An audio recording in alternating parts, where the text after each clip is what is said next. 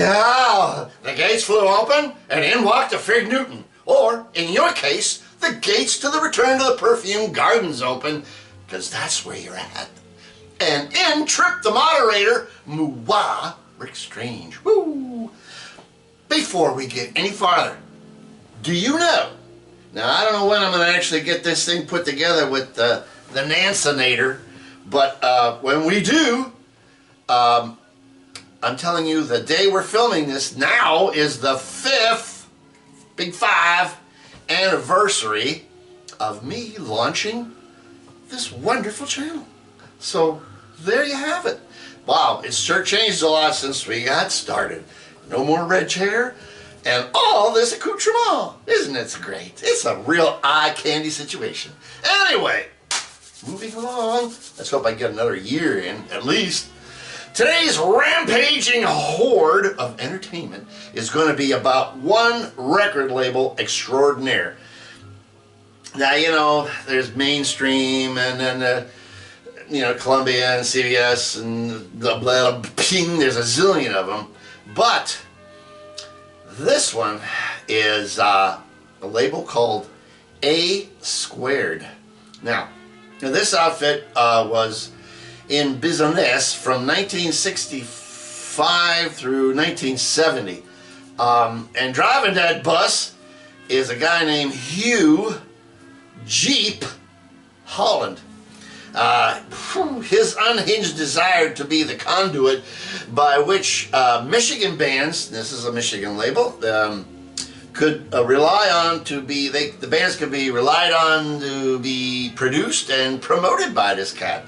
Because he was going to be, you know, sort of like the Bill Graham of Michigan. Well, what we will check out is a 2 LP comp of some scary good 45s, because that's from this cat. And we're going to begin with Total Ruinage from the MC5, baby. This is before they signed to Columbia Capital? I don't know. Who knows? I don't know. What am I talking about? I do know that they were on this label. This meat grinder of a tune is from 1968, prior to their being on a big label, and called Looking at You. So, if and when you return and your eggs ain't scrambled, I'll make some toast.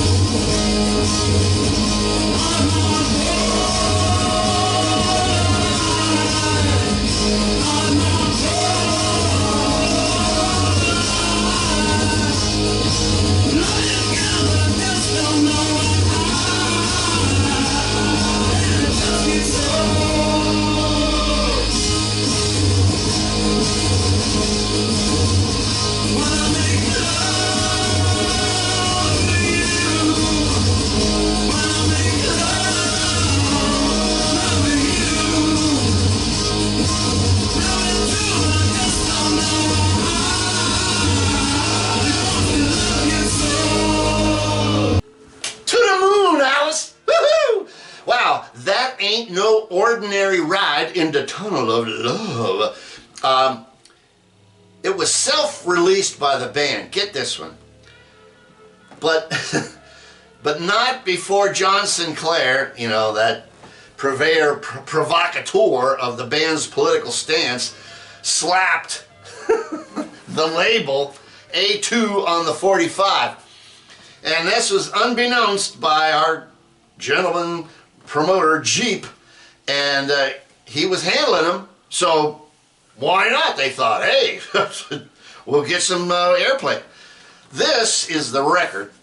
Now you're going to be seeing this a few times because I'm going to be showing more cuts from it. This is a few of the people that played for this guy.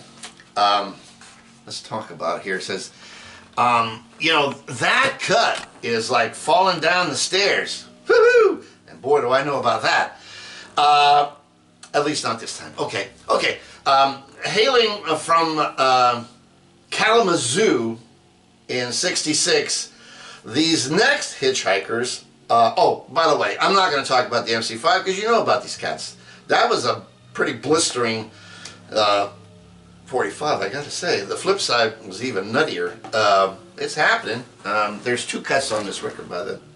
The other one is called, I don't know, I got to find it. Oh, Borderline. It's good. That one is a better cut than we just played. Okay. So, this next band is hailing from Kalamazoo in 1966. And these hitchhikers left and split for Ann Arbor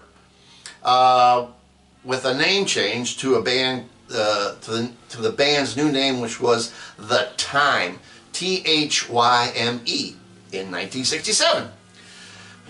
Jeep grabbed them and signed them to the A2 label, and they started happening, man. They started happening. So let's just get right down to this real nitty-gritty. Right back down. I don't know. Well, but you know what's going on is that Shirley Lewis, not Jerry Lewis, but Shirley Lewis is the big singer of that song. And I don't know why that thing is sticking in my head, but it's stuck in there. And where am I going? I don't know. But we're going to move on. Anyway, let's sample the tune in question. And it's called Somehow. And that was released in '68. So feel free to float on down the stream.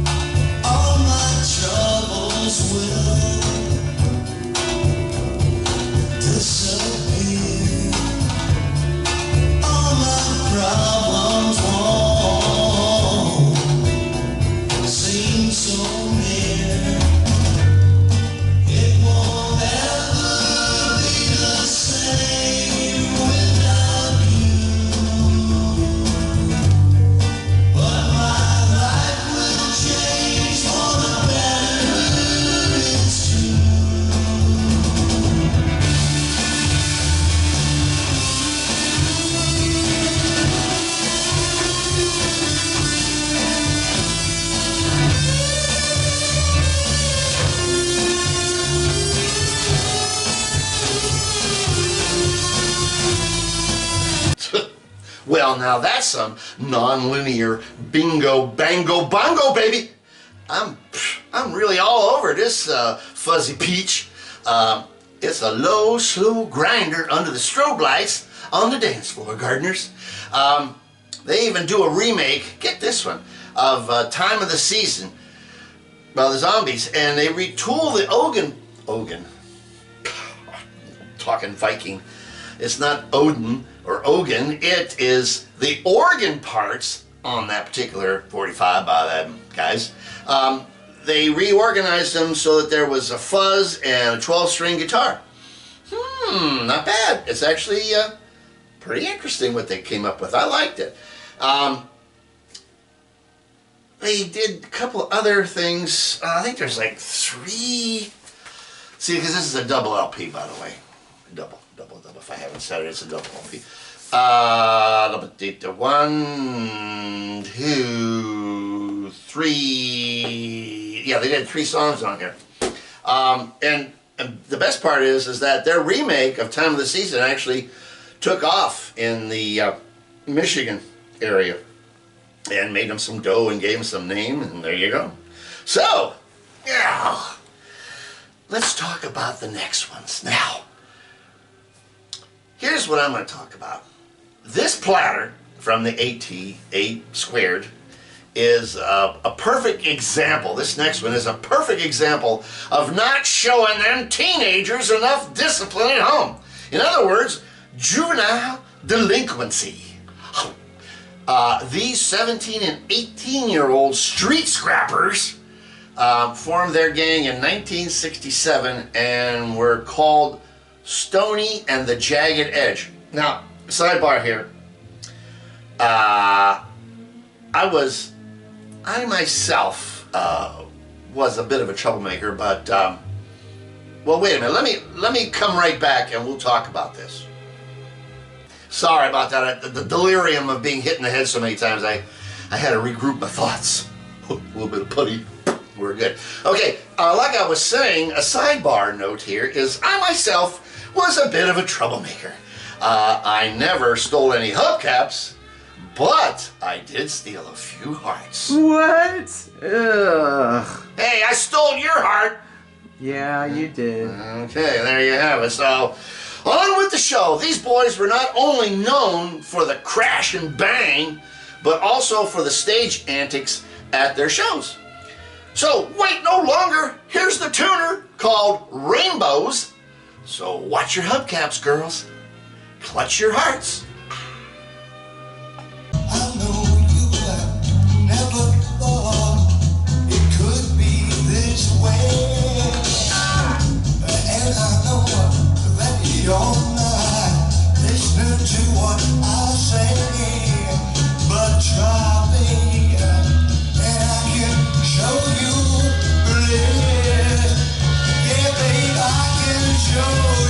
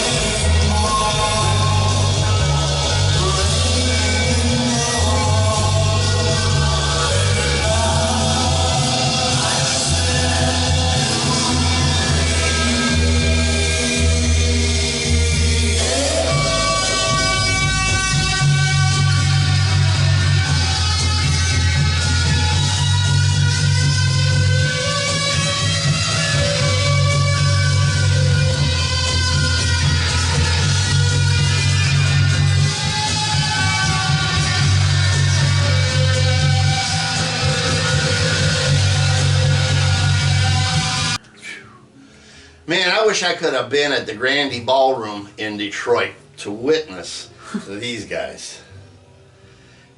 The band's lifespan was barely 2 years. I think it was about a year and a half. But their influence was mightily felt in that scene. That whole Detroit scene, it was whacked, man. A few years ago, still talking about Stoney and his boys. A few years ago, all their tapes were found and released on a blasting cap of an LP.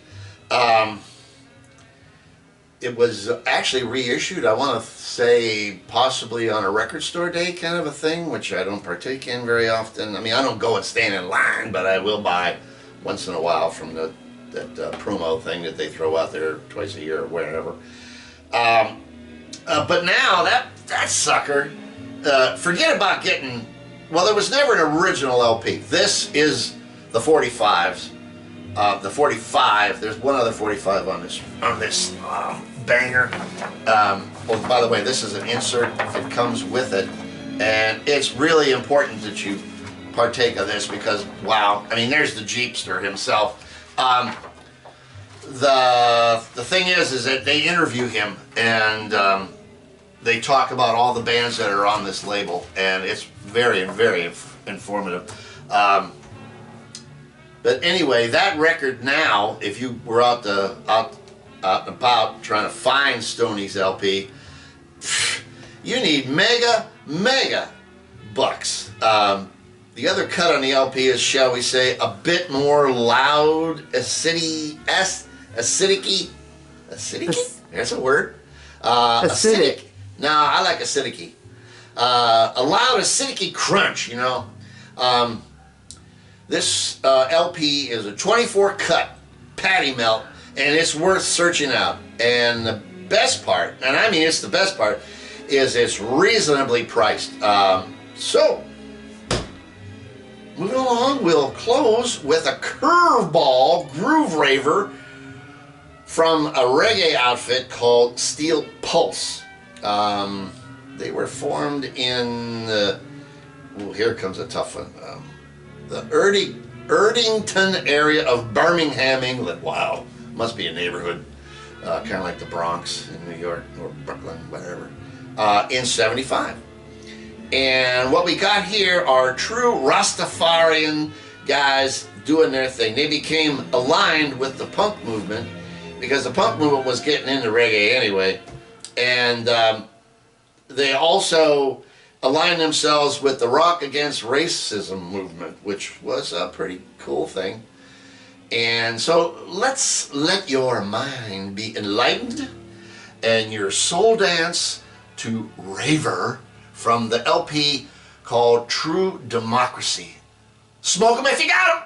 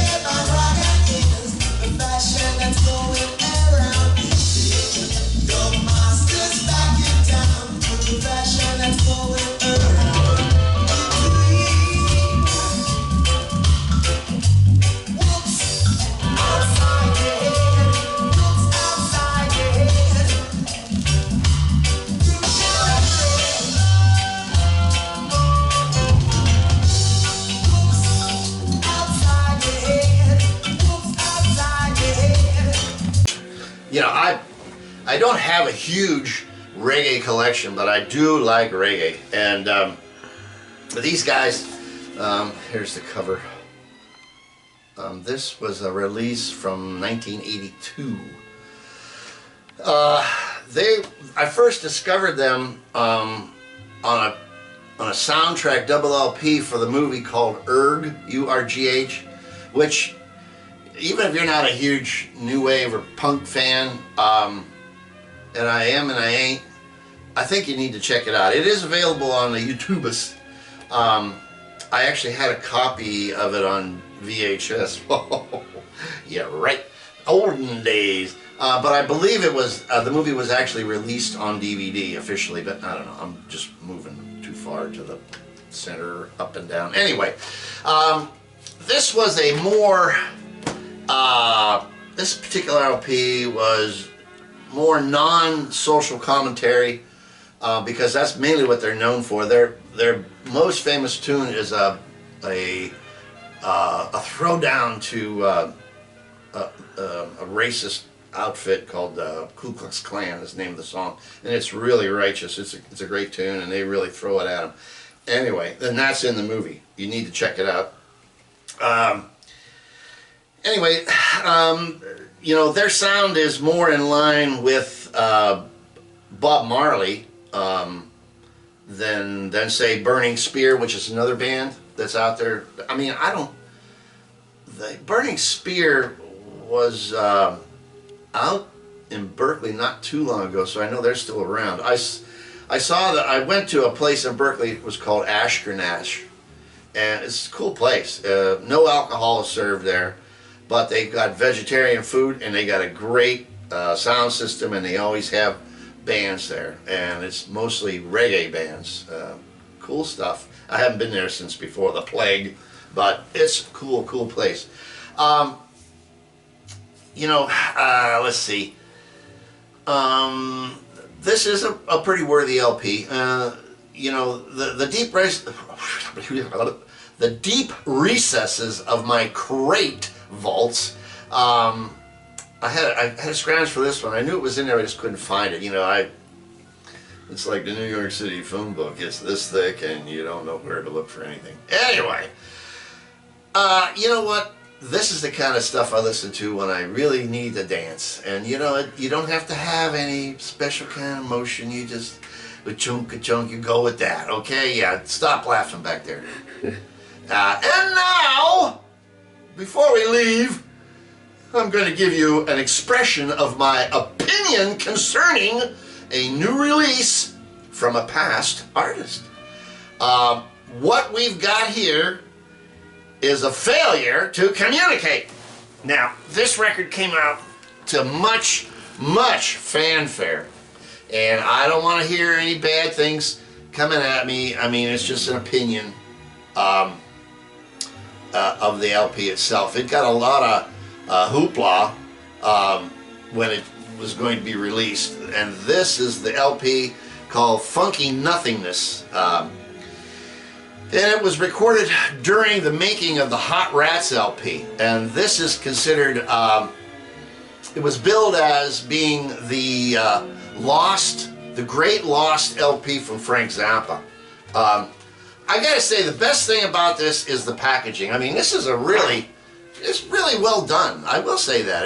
It's heavy duty cardboard. It's heavyweight vinyl. It's not colored or anything. And the booklet is really cool. There's a lot of information in here that I like, and it breaks it down. But like I say, it was released last year. The same musicians that were on the Hot Rats LP, but what you got is just the same musicians, but outtakes strung together as a whole concept piece. And well, I'm here to tell you, don't waste your time or money. Now, if I hadn't gotten this record from a friend of mine at some ungodly cheap price, I would have never bought it. And I gotta tell you, I've listened to it a lot to try and get a good grasp of it, but it's mainly just endless jamming by very competent musicians that starts and ends with not making the trip, okay? Sorry, gardeners. I wish I could play you some of this, but I know that the man in control of the TV would shut me down, or in this case, the family. Now, I don't blame Dweezil for this, because Dweezil was shut down by the family from playing Zappa Plays Zappa. He was around here a lot doing that tour, and they would just pick out Frank, his dad's albums, and they'd play it through note for note. And Dweezil's a pretty ferocious guitar player. I blame Ahmet, the oldest son, for this. But that's my opinion, and I'm sticking with it. It's kind of, I don't want to get too long-winded here. It reminds me kind of like what the Hendrix family's been doing these last few years. There's been one or two really good releases, but they've been live. But all the studio stuff, come on, I know for a fact, well, no, I don't know for a fact, but I don't believe that Frank or Jimmy would have ever released what's coming out these days. I just don't. That's just my opinion. I'm sticking with it. Don't blame me. Because everybody's got an opinion, just like, well, I'm not going to say, but you know what part of my anatomy I'm talking about. As for today's bumper, You know, you can always tell when you hear that trumpet. It's courtesy of the old goat's generosity. And it's Jackie Gleason. And it's called Romeo and Juliet. Ooh. Grab a cheese plate, dim the lights, served up with some dry martinis, and let's all make love in London tonight. Ooh la la. Ooh-wee. So, till the clock strikes 13, or in my case, 4:20, and we meet at the Garden Gates. Thanks for the new subs. I lost a couple, but I got a couple, and I'm actually ahead of the game. And thanks for 5 years. I love you. I'm getting emails. I get little tags once in a while. Thank you very much. It means a lot to me. I don't plan on giving up anything. I plan on just smashing them out as long as I possibly can. All you wonderful people, I love all you wonderful gardeners, new and old, and all you viewers, I only have to say one thing, and it's the usual. Peace, love, and flowers. Until the twain shall meet, remember, we are and always shall be one. Peace to everybody out there.